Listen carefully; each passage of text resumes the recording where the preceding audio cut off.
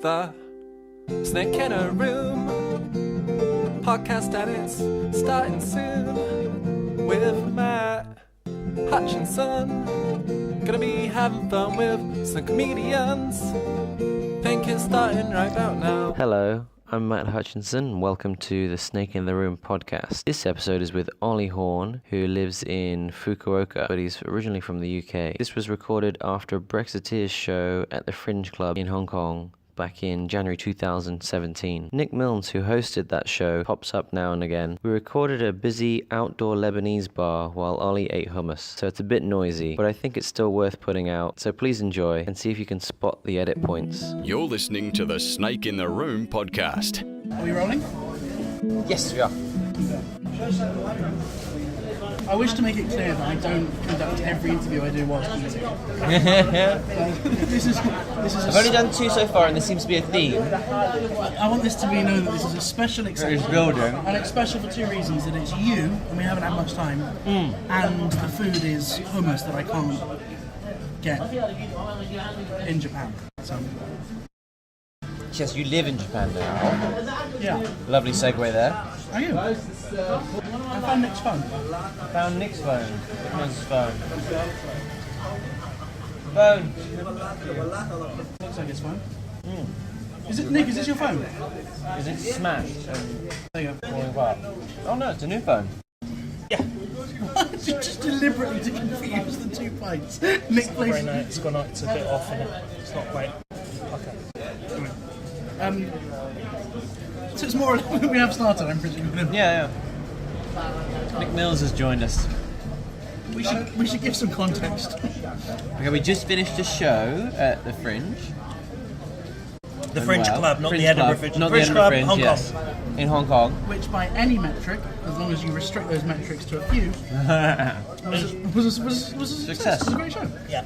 And it was a really good crowd in the variety. Like I know some rooms in Hong Kong, they attract the same kind of people. The same kind of people that are coming from the same kind of jobs or the same kind of background. I think I noticed it tonight. It was a huge mix. It wasn't just young students. It wasn't just locals. It wasn't just rich expats. Where the hell you found them, Nick?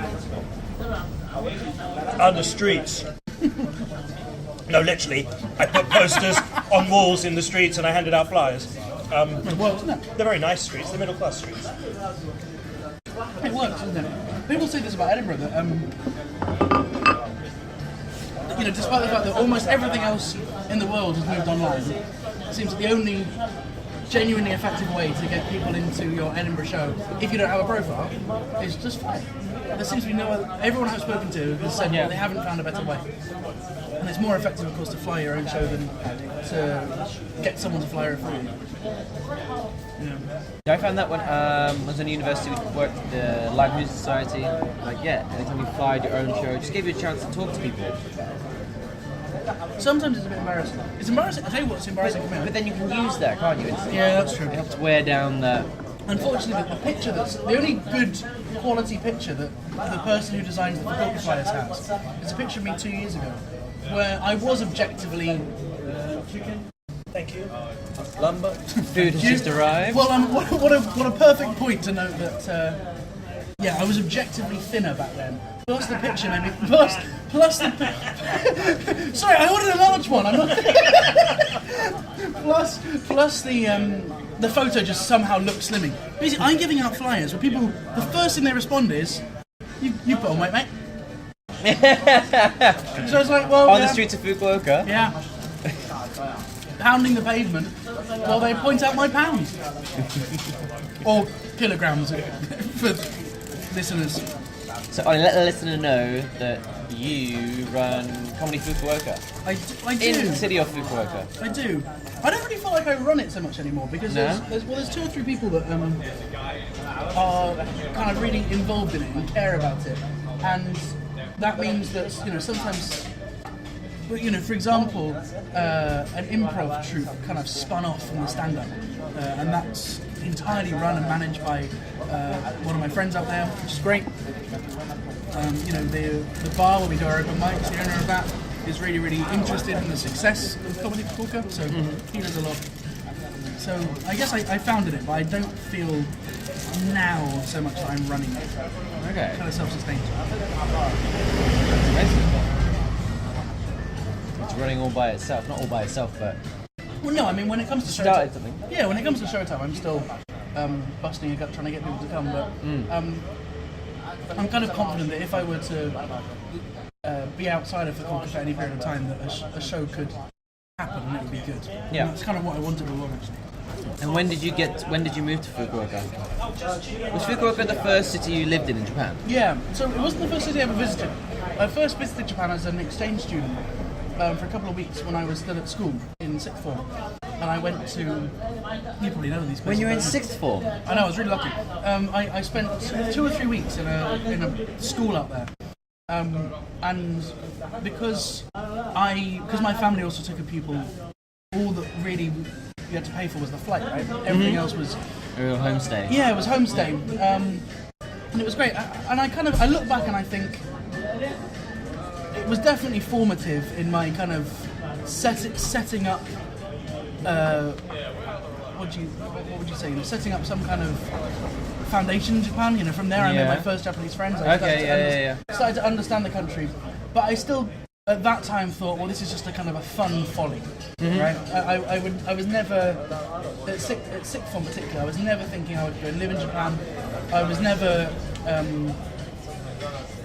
really that interested in anything Japanese. And I know that sounds weird, but I know a lot of people because you work in a Japanese school, right? Yeah. So you must I have also went friends. to Japan for my gap year as well. Right. So like after sixth form, in sixth form, that was the time I was applying and planning to get out there. But don't you find that, particularly Japan compared to other Asian countries, the expats that go there tend to go because there's some aspect of Japanese Japanophiles, culture, right? Or at least there's some aspect of Japan they really like. They're hugely into manga or anime or hugely Even into if shamisen or enka music, design music. There's something. they want to do kendo, they want to do Right. aikido. And that's great. And I think, I definitely know people that they've started learning kendo or karate. They learn the word sensei, they learn ichini-san, and then that's kind of the catalyst for learning Japanese, and it's great. I never had any of that, and I kind of regret it. It's quite embarrassing when I'm being asked by Japanese people, why. Why'd you come here? And I wish I had some really interesting kind of pivotal moment in my life. But it's just kind of circumstance. I learned the language because at my school we had to pick 2 languages, and I picked French and Spanish. Didn't like Spanish, changed to Japanese. It was all, it was just kind of luck that my school had Japanese, had a really good Japanese teacher who I was very fond of. And then when I graduated to uni, and I thought, okay, now what? Japan was kind of there. That option existed. So after university, it's like a 2-month period, 3-month period before you went to Japan? Like, did you have anything set before you went there? Yeah, I did. So I was very lucky that the Japanese government has a program called the Mixed Scholarship, which gives you money for postgraduate research courses. So it's a generous stipend, and it's a really, really good program because you can basically do what you want as long as it's within a certain guidelines. You can study for a master's degree, you can do research, publish a paper, you can even study the language for a bit. So I did 6 months of Japanese language training, then I entered a master's course. And then whilst doing that, I also did some teaching in the faculty, and yeah, it was great. I can't thank that opportunity enough, really. Actually, before I went to Japan, I came to Hong Kong. That's the Hong Kong thing. I graduated, went straight to Hong Kong. At that stage, I was keen on being a lawyer, so I did some work. Well, I worked at a school teaching English to earn some money. Yeah. Then, using that money, I then paid for accommodation to work at the court, where I was an assistant to a judge for a few weeks. And then, moved on to Japan. But why Hong Kong then? What was that? That's a funny story. Okay. Why Hong Kong? Put a button in there. We don't want to talk. Well, there was someone that I wanted to meet. Right. Let's put it that way. I think I remember you talking about this before. Oh. Okay, yeah. No, we'll move on. You were president of the Oxford Review, right? No. No? You're affiliated with the Oxford Review. Well, I hosted some of the shows in my final year. Okay. goodness me, no, I wasn't president. In fact, the Oxford Review was an interesting part of my undergrad career, in that when I first arrived at Oxford, there was basically no stand-up in the review. It was all sketches, and I had no interest really in doing sketch comedy. Then what happened was I went on a year abroad. I left Oxford for a year, then came back, and then when I come back, suddenly this kind of stand-up scene had started. And there was a couple of first-year students who were really into it and were kind of putting on shows. Yeah. And so I kind of came back, and this world that didn't previously exist was there. Suddenly there was. It would have been impossible for me to even consider presidency because I wasn't even part of the kind of core team. I wasn't even part of any committee. But what happened was, because there were so few people doing stand-up, and everyone wanted to do sketches, when there was an option to host the show, they would often ask me because, I wasn't part of any sketches, so I could just fill in between the gaps. And that was really good. That was really good because after my first couple of shows, I was getting lots of stage time. Because obviously, you do little bits in between each sketch, and and I'm still in touch with some of the people that I met at the review, and some of them have gone on to do comedy professionally, and I stayed. The reviewers were kind of let me stay in the reviews flat in Edinburgh last year, so I crashed on their couch for a while. But no, I was never part of the institution or the committee. I was very much on the fringe of it because I didn't do any sketches. You're on the fringe. Were there ever any, like you say, imposters getting into the review? So I heard about Tim Key getting into the Footlights, sneaking in. Well, I'm not sure if it's always been like this, but the policy that the review had when I was there was anyone who performs under the auspices of a review show can claim that they're a member, in the sense that, there wasn't a kind of in and an out. And so I remember some of the shows which I hosted, there were people who weren't affiliated to the university at all, they just lived in the city but wanted the stage time, and they were allowed to go on the show. I mean, maybe they wouldn't claim they were... I just wanted to drop the stool there because by drop the stool I mean like an actual stool, not he didn't poop on the floor. Not defecating. No. An actual bar stool. No, I mean, I don't know enough about the Cambridge Footlights compared to the review, but I do understand that the Cambridge Footlights is a little bit more strictly structured. So I think such thing as an imposter could happen. Yeah. Whereas I think the review's imperative, certainly when I was there, and the presidents that were looking over it when I was there were very, very open to anyone performing with them, and they would definitely support shows from people that weren't even financially, from people that weren't even on the committee. It was great. And every couple of weeks there would be a compilation show of new material, and it would be brilliant. I would love it. Just brilliant comedy. The quality sketch was and stand up and stand up and then songs as well. No, not improv, because Oxford has some amazing improv troupes. A couple of them actually, and some of them. So improv was definitely his own thing. Yeah. And some of the Oxford improv was exceptionally high quality.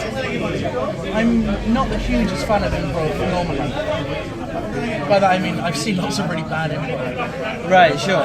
But no, like for example, the Oxford Imps. I think we've been here for about 10 years now. Absolutely brilliant. They take it so seriously. They have really stringent auditions. You talked about staying on the couch or the apartment of the reviews in Edinburgh. Yeah. So give us more details about that, please. Good. Because I graduated a few years ago now, I'm kind of like the old weird guy. Like, him, right, yeah. People that were in their first year might have vaguely seen me when I was in my front. So I think it's probably the last year I could do it. But the Oxford Review every year rents a big flat for all their comics. And this year they put on 2 shows. Their show at the Assembly, which is a sketch show with the presidents, which was excellent, I really enjoyed it. And then a free show where it was a mix of sketch and stand-up. And then every day they would have a guest headliner, which I did a couple of times. And then also they had different hosts every day, which I did a couple of times. Yeah. So I think I did like a week and a half with them, maybe 2 weeks. But it was great because obviously the most expensive part about going to Edinburgh is the accommodation. Yeah. So to have that was. I mean, it's those moments when you realise, oh, that's privilege. Oh, right, that's right. That's the leg up, and it's true, right? Yeah. It shouldn't be like this.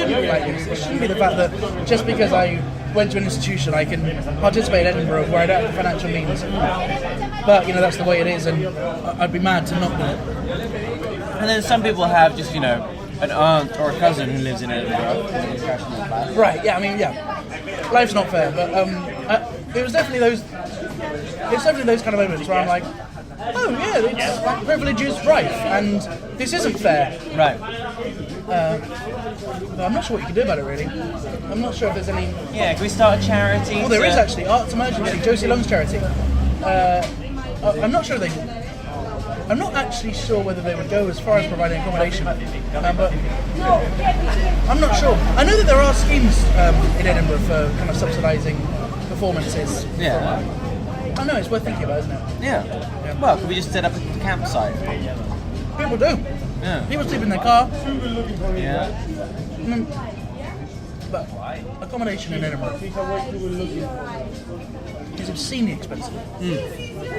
I'm sure that people are kind of paying off their yearly mortgage in the month of August. And of course, it sounds a bit.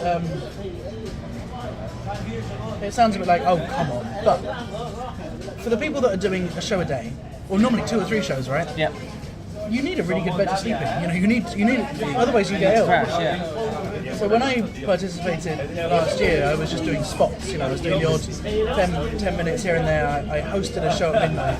But I wasn't tired by the end of the day. But imagine if you're doing an hour show, you're putting your whole energy into it every single day, plus inevitably spots elsewhere. Midnight shows. To then go back and have to sleep on a sofa for a month it's worth shutting out for. Yeah. Have you been to any other festivals around? No. I've been checking out. Was it Australia? Was the Melbourne. Fringe Worlds just starting out? Melbourne and Adelaide has one too. Yeah. There's at least 3 festivals there, and then there's a World Buskers Fair in New Zealand. Well, there's like 2 or 3 dozen festivals in the UK alone, right? Right. Yeah. Almost every Leicester city. In, what's it? Not Bath. Bath has Was one. it Bath? Was it the one with the pebble beaches? Brighton? Brighton. Yeah. Well, Brighton's very famous for comedy, isn't it? No, I haven't. Well, I haven't taken an hour show to a festival yet. That's my plan this year. Yeah. But I'm going to chicken out. So I'm sure people who are listening to this who are into comedy will know this. But there's such thing as a cheats hour in Edinburgh. Did you know about this? What's that? A cheats hour. Cheats out. Oh, Yeah. do you talk about like a jukebox hour? No. No? Well, kind of. Basically, if you do more than 50 minutes, then you're eligible to win the awards. Newcomer awards or these kind of things. Yeah. And so everyone advises for your actual first hour, don't do more than 45 minutes. Because the moment you go over, then you've burnt that PR opportunity, you've burnt everything. And it's true, I'm sure that my show, well, I'll try my best, but I'm sure it won't be as good as it could be in 5 years' time with more experience and whatever. And I'm aware of this.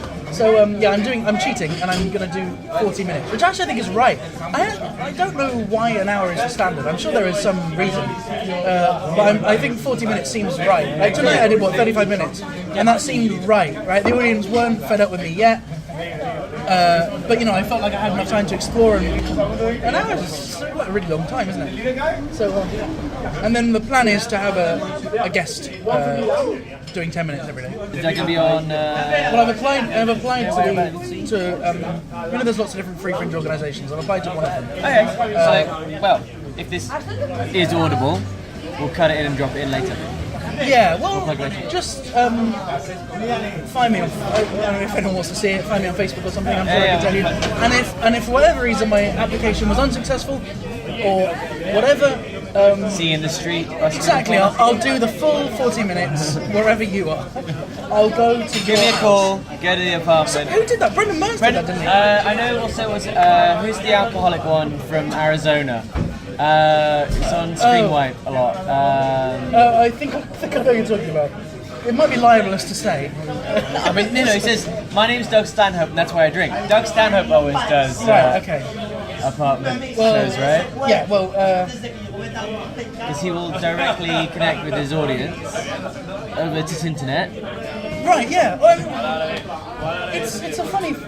I don't know. I'm not sure I'd like to perform to just 5 people. I think I'm. I think the living room shows he does just 5 people. I think it's more like 20 people okay. crammed into a living room. Right. Well, I'm thinking about Japanese living rooms, which should only, Yeah. which should only That'd be quite have 5 yeah. people. Do you ever see that? We're going to nerd out for a bit. Who is it? David O'Doherty for his David O'Doherty's RTE show. Yep. His Mild Adventures. I think the last one was him doing an album record in his own flat with 30 people. Great. And one guy's like sat on the toilet. Oh, throughout brilliant. The show. Yeah, the thing, because I'm not that experienced in relative terms in stand-up, I still like the theatre of stand-up. Right? I think it's probably a psychological thing, but I think I need the intro music, the light, the mic stand, all of these props to kind of protect me. Because I do think that what we do is entertainment, right? I think it's a fallacy to think that this is just people speaking on an equal level. You have to create this at least illusion of status or kind of spectacle. And so I think obviously the better you get and the more confident you are, the closer your onstage voice is the same as your real voice. I'm sure you can, with complete confidence, get 4 people and go, okay, I'm going to make you laugh now. Or no, more than that, I want you to listen to me for an hour. It's probably how these people listening to the podcast feel. But yeah, I like I like having curtains and lights and what have you. I think it protects you. Yeah. Is that why you feel like the suit and the Yeah, I think so. I think. Do you know, it really helps when I did. There's a comedy club in Osan in Korea, which is near to an American Army base. Okay. Yeah, I think I've heard of this one. And I went there in 2015 for a competition, and it was basically all Americans, I think, competing in the competition, and the crowd was like 98% big American army men, Marines, like, yeah, right, whatever the word is, and then a couple of their wives. Yeah. And having the suit, because I wear this slightly obscene, slightly, in-your-face green jacket. Having that meant that I felt really protected. That they were like, oh, this is just a kind of crazy English character. And so in those instances, I kind of turned up my Englishness or my poshness or whatever it is I try and... I find that I do that, yeah. Like if I get nervous on stage, or sometimes I'll Brit it up. I said "stum" a year ago. I've never said "stum" in my life. I said a really silly word tonight, didn't I? Which got a laugh because Rumpy Pumpy or something. Is it Rumpy Pumpy? No, Rumpy Pumpy I say deliberately. There was a word which didn't seem like it should have come out of my mouth, and the audience acknowledged that. I'm like, we know that you didn't mean to say that. We're laugh. So I had to acknowledge back. I was like, yeah, you've called me out. I'll have to watch the video back. I want to remember that. Comedy competition in Korea. Oh yeah, that's what we were. So I kind of felt empowered. I felt empowered by going, well, this isn't me anymore. This is my onstage character. Yeah. Or as Stuart Lee would call it, the comedian Stuart Lee. I'm a comedian. I don't think I can aggrandize myself to call myself a comedian yet, but that idea. Yeah. Do you differentiate between comic and comedian? Is there a difference? I think it's There's a distinction in Japanese where there is a word, warai geini, which means a comedy entertainer, and the word comedian, which is taken straight from the English. And there is a bit of a distinction. A comedian is someone that performs kind of the art of comedy, if I don't want to sound too fancy. Whereas a warai geini is someone a little bit more general. Do you do the kind of stuff where you like hang out behind a curtain and you pretend like someone else's hand is pulling you across? Well, I think that would be a warai geini. Well, of course, Japan, you probably know this, has manzai, right? Japan doesn't have stand-up. They have what's called manzai, which is, if you know Chinese comedy, it's like the Chinese crosstalk. Yeah. And it's basically 2 people on stage, a classic double act setup, which is a straight man and a funny man. They call it a boke and a tsukomi. the boke is kind of presenting the idea, and the tsukomi is the one that pulls the idea back again. So kind of like the audience doing stand-up. Yep. Right? The audience is our tsukomi in stand-up because we're alone. And they do Japan does have a history of like solo performers, like rakugo, you know, the sitting down storytelling Sit style. down comedy, as they say. Yeah. So you have the fan and the hagchi as your only two But props. that's definitely very, very theatrical. Yeah. And the comedians are not telling personal stories. They'll have their personal take on whatever story they're classical telling, stories, but right? they're kind of Aesop's Fables style Yeah. stories. And then they have the props as well, the fan and one other thing. It's like a handkerchief. That's right. And then those props are used to represent certain things. You know, like in ballet, there are certain moves which this means hello, even though it doesn't look like hello. The same is true of rakugo. Holding the handkerchief in one way and holding the fan this way means eating rice. Yeah, or And- there's a holding the fan up like it's an umbrella. Oh yeah, okay. You know this far better than I do, I'm sure. But yeah, so I think rakugo is quite far removed from stand-up because there's almost no real personality or opinion And coming there's no directly. interaction with the audience. No, none at all. It's very much within its own framework. Before the rakugo starts, there's a thing. I'm not sure whether this has always existed. Thank you, goodbye. I'm not sure whether this has always existed, but of the rakugo I've seen, and I regret to say I haven't seen much, before they start their stories, where they're doing the voices and the characters, they do kind of pick up the news and kind of talk about, oh, hey, this happened, which to me Like a seems- topical news it's- show kind of thing. No, well, just kind of, it seems like kind of stand-up-y, Yeah. right? Or kind of talking about themselves, or it's hard to explain, but they're definitely, before they jump into the storytelling part of it, they do something which is quite similar to stand-up.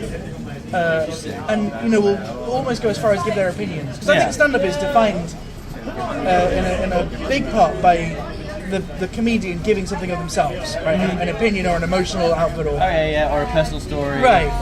And I think that's what makes stand-up stand-up. Obviously, anything goes in stand-up if you've got the mic on stage. Yeah.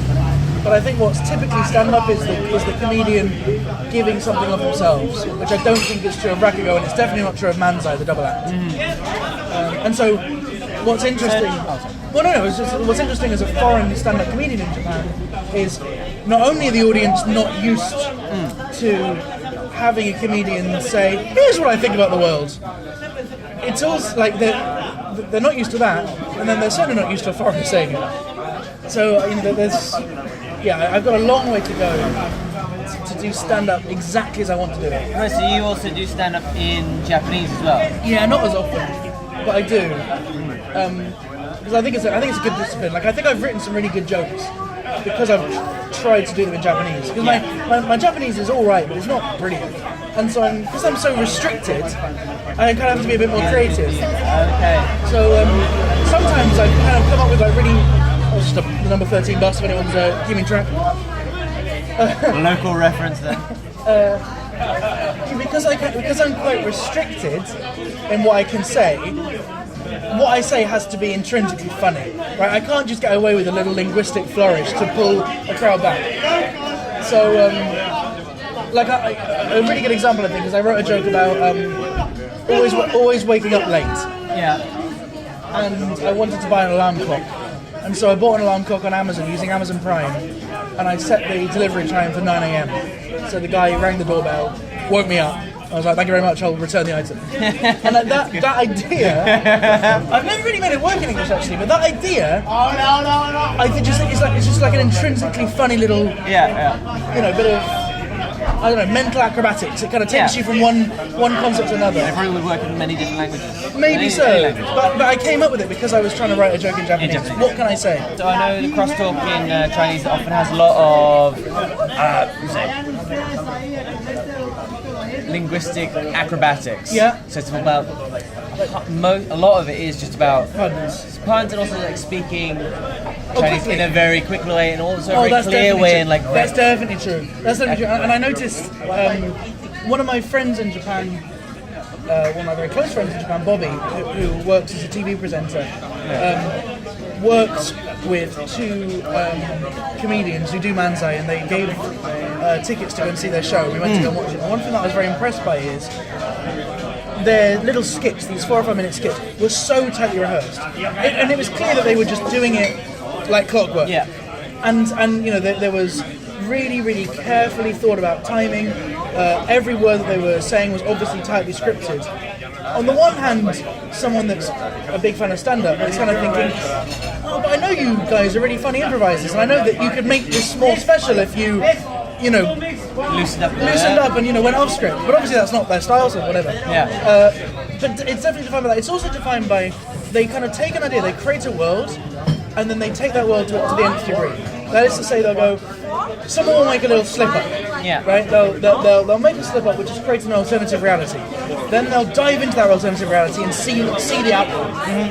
And then they'll kind of play the same idea, the same sketch over and over again with different endings. Different variations. Yeah, which is a little bit like, I suppose, in stand-up comedy, the act out, where they do the act out like 4 or 5 times, each with a new idea added in. I don't know. I don't think I'm a fan of Manzai, if I'm being honest, because what I really like about stand-up doesn't exist in Manzai, which is the feeling that this could only happen tonight. Like, I definitely feel that the audience tonight, because of there was a couple of hecklers and there were latecomers and whatever I said in response to that, even if it wasn't as funny as my material, even if it was forgettable, I think the audience would go away thinking that clearly couldn't have been rehearsed. That's obviously something unique to in tonight. the moment, unique. And I just think that feeling, even if what I said wasn't particularly impressive or clever, the fact that it happened is really exciting. Part of that live experience. Yeah, and from my experience of Manzai to date, I don't think you get that feeling. In fact, what's interesting is the Japanese audience seemed to respond really, really well to jokes which they already knew. Right? Yeah. Like you have an artist's, like your favourite, this is the number 12M. 12M. What does the M mean? Monthly? I don't know. Monthly. That comes to one's mind. So you have a favourite song from an artist and you can't wait for them to play it. Yeah. Oh, I know this song. Yeah, oh, it's brilliant. We the can sing audience along. has this, the joke about the fish. That, I don't know, a couple of comedians have this, right? Like Rod Gilbert, when he was doing stand-up, his suitcase routine, when he comes out with just the handle of his suitcase. Yeah. And he says, yeah, I laughed the first 2 or 3 times that came around the luggage carousel. And I think the audience, I don't know, it's just such a great bit of comedy that people apparently requested it to him. Really? Yeah. But I didn't, I remember seeing a stand-up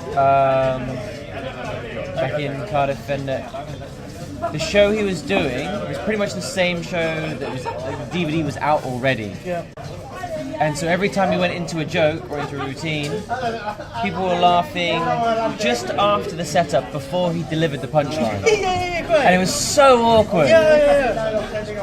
I don't know. I know that lots of comics say that once you do the joke on TV, that's it. You have to abandon it. It's gone. I don't know. Maybe that's a great feeling to have material that's so good, the audience want to see it again. And I can kind of believe it with our shows. I've definitely seen our shows where I think to myself, I could easily sit through that again. Yeah. But then I'm not appreciating it for the laughs at each moment, for the piece. I mean, I have the same thing with sitcoms. Because those yeah. I love. Yeah. You don't care if it comes That makes back sense. again. But would you? I don't know. I suppose doing this, you do see the same 10-minute sets over and over again. Yeah. And I suppose I still listen each time. I'm still interested, but I suppose I'm interested not from an audience perspective. Reaction. I'm interested from a comics perspective. Of I wonder if they're going to do it the same. Or can they do it better? I wonder what that guy's shouting. Like every time I'm listening to the same 10-minute set again, I'm finding something interesting in it. Because either I know the comic or or he said it different tonight. Right. Different changes. Right, but it's just for an audience. They're not that invested. They're not looking for it. They don't really care. They're not that invested. Yeah. Well, I'd love to write a joke. One thing I would like to do is eventually have a joke where the audience can't help but think of that joke at some moment in their life. Okay. So the best example I've got of that is, I wish I could credit the joke, but I can't. But it's, I went to the airport information desk and I asked them, okay, how many airports are there in the world? And they said, oh, we don't know. And so every time I go to an airport, You think of that joke? I think of that joke, and I would love that. That's kind of an ambition of mine, that I write something that's so... Sticks with people. That's so kind of under your nose. Earwormy. Yeah. I don't know, that's a kind of a little personal ambition. I haven't got that yet. But I'd like to do that. You are also on television in Yeah. Would you like to talk about that? Yeah, I wouldn't mind talking about it. I've been doing a lot less of it, if I'm being honest. I think, I've been a little bit more choosy with what I do. Only because, people that know Japanese TV will know that it's not held in the highest esteem around the world. Yeah. And even when I'm working as a reporter, I have basically no journalistic integrity at all. Like all the programs are sponsored by someone that has an interest in saying the right thing, or okay. I hate mushrooms. For some reason, I never liked mushrooms, and I had to go and do a report on a mushroom farm, and I was like, I'm not really the best guy for this job. They're like, oh, don't worry about it. The script's already been written. So all of my thoughts about the mushrooms are already pre-decided.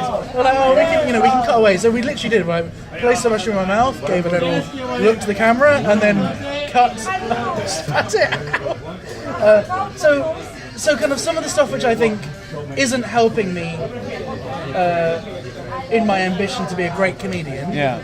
I just don't do. Because you want to. So is it a case that you want to be more honest in the portrayal of yourself? Yeah, because otherwise you just kind of become the token foreigner. And there are loads of people in Japan that really love the idea of being on TV, and it's been cool to show their friends. And those opportunities exist, and people should do it if they want to do it.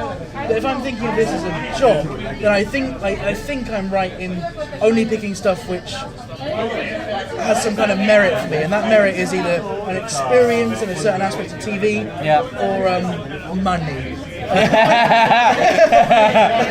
It's very rewarding. Yeah, and so when I'm kind of asked, oh, will you come on this program for free? Going down to the 7-Eleven. Okay. So when I'm asked, will you go on this program and give your opinion on something for either free or little money at all, I'm normally now inclined to say no, because it would just be doing it for the sake of being on TV. I don't think it would increase my profile very much. What I found is really effective actually in Japan is radio. Like in terms of getting people to come to my shows. Okay, yeah. I haven't found TV to be that effective in kind of people watching it and going, oh, I must go buy a ticket. Yeah. But you do a radio show, particularly a popular one, even as a guest for like 15-20 minutes, and you can kind of see on the website the little spike of people that listen and go, oh. So yeah. So the English language shows or the Japanese? Oh, Japanese. Japanese. So I was in a taxi in Bangkok with a Japanese comedian. Zenjiro. Shut up, yeah, it was Zenjiro. He took a call. Who else would it be? He took a call from an Osaka radio station while we were in the taxi. Really? Yeah, he was having an interview. And he was very good multitasking. He was filming as well as himself while he's being recorded. You know what he does with those films? He's a powerhouse, really. He creates his own DVDs, like backstage behind his tours, and flogs them at his shows. So he does a show and he's selling these, but he does everything himself. He films it himself, edits it himself, even burns the DVDs himself, and then at the end of a show he flogs them for 2,000 yen. That's pretty good. Yeah, but the thing is, he's got die-hard fans. Yeah. Because he used to be on TV a lot. Sure. I saw him on Jonathan Ross's Japanorama. Did you? Yeah. Yeah. Okay. So in Japan he was on some of the biggest primetime TV shows there were. Yeah. Ask different people, you get different stories. But he had a big fallout with his management, which is the biggest. I'm cool to say this because he says this on stage too. Okay. I think I know when to stop this story. But from what I understand, he had a bit of a fallout with his management, which is one of the biggest talent management. The biggest talent management company in Japan. And then on that basis, he wanted to kind of find his own niche. Okay. So he started doing stand-up in English. Yeah. And it was at that stage where he was like, right, I'm going to go abroad and try in English. Or he wanted to try Manzai, where his partner was a robot. The robot, yeah. And so, that's something that I really admire about Zenjiro, that he is constantly trying to reinvent himself. And we've done quite a few shows together now. Whenever he's in Kyushu on tour, we'll always make sure to do some shows together. I once tried Manzai with him, just for the experience. which was fun. I was the bokeh, so I was kind of the straight man. Or no, in fact, what he said to me was really interesting. He said, all you need to do is do stand-up like material, and I'll just come in when I need to. And so what he was kind of doing is, you know when the audience notices that you've said something a bit odd, and they kind of jump in with a laugh, he was just preempting that laugh and saying something. Or kind of going, that's not the case. What was it? I think I did a joke about how Japanese people always are proud of how their trains are on time. Yeah. And it's part of Japanese tradition that their trains are on time. Yeah. If it's late, If it's for over 5 or 10 minutes, you'll get a slip, and you can show it to your boss. And then I was like, but, you call this Japanese tradition, but only because it's a good thing, right? The train today was delayed by 30 minutes. And then without knowing where I was going with this, he then jumped in. All right, why was that? I went, because there was a suicide on the line. And he goes, that's Japanese tradition. So, yeah, he's great. He's great.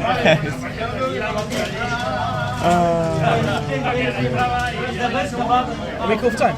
What's it? 11. Oh. Do maybe one more question then? Do you want to talk about your language education startup? Sure. Get that in there. Okay. And then one quick fire after that. Yes. So now I'm kind of done with uni and my legal research stuff. Yeah. My main thing, my day job, which doesn't yet pay, is I've started I started this a long time ago actually, but only in the last couple of years have we taken it seriously. A website to learn languages. So if anyone's interested in learning Japanese, we now have Japanese and Russian, then I encourage them to go and check it out, because what we're trying to do is we're trying to teach languages online in a way that is the complete opposite of Duolingo, which is, maybe you've tried these apps where you're just kind of mindlessly hunting for coins or... they tried the gamification. Yeah, and what we realised was, you can just learn a language using a textbook and a great teacher. People do that all the time. So we've kind of written these textbooks which have a bit of personality and a bit of humour, and put them online, added audio. People seem to like it. And then now we're working on a new project where we're trying to, we are creating an app to teach English to developing countries. Which again is trying to kind of be quite realistic about the learning process, and kind of the lessons read like they're from your favourite teacher rather than from a dry textbook. Okay. And so I think a lot of the comedy has helped in this job, because a lot of stand-up is about empathising with your audience, and if you find all this very boring, feel free to cut it. I don't mind at all. Okay, so do you want to say what the website is? Oh yeah, lingualift.com. Lingualift.com, and then if you want to find out the progress of the app, it's called Fluent Panda. And as of today, we've got stamps in the Line store, with our little mascot. The messaging app. Yeah, Nice. so if you're the messaging apps are available. if you're in Japan and you care, then go and get that. Yeah. Okay, I copied this one off of a friend who copied it off of TV program. You probably can guess what TV program it is when I ask you. What is your favourite curse word? Christ. There we go, that'll do. Because you can say it like this. Christ. Yeah. Thank you very much, Charlie. That was really fun. Cheers, mate. Cheers. Cool. Oh no, it wasn't running.